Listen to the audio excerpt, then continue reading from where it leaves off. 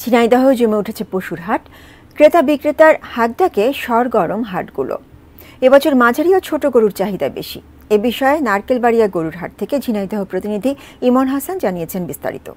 এই মুহূর্তে অবস্থান করছি যে গরুর হাটটা দেখছেন, এটা হচ্ছে প্রায় 20 বছর ধরে এই হাটটা প্রতিনিয়ত এখানে বসে। এই হাটে প্রতিদিন প্রায় 10 থেকে 15 হাজার গরু এখানে উঠে থাকেন। বিভিন্ন প্রকারের মাঝারি বড় সাইজের গরু এই হাটে আসেন। তো আপনাদেরকে একটু দেখানোর চেষ্টা করছিলাম যে ঝিনাইদহের যে নারকেলবাড়িয়ার সব থেকে বড় গরুর হাট, এই হাটে কিন্তু সকাল 11টা থেকে শুরু করে বিকাল 5টা পর্যন্ত এখানে গরুর হাটে চলে। গরুর মালিকদের সাথে কথা বলেছিলাম, তারা আমাদেরকে জানিয়েছেন যে বিশেষ করে এখানে বড় গরুর চাহিদা একটু কম, মাঝারি এবং ছোট গরুর দিকে কিন্তু ক্রেতারা বেশি ঝুঁকছেন। সব মিলিয়ে ঝিনাইদহ নারকেলবাড়িয়ার এখন পর্যন্ত এই ছিল আমার কাছে সর্বশেষ।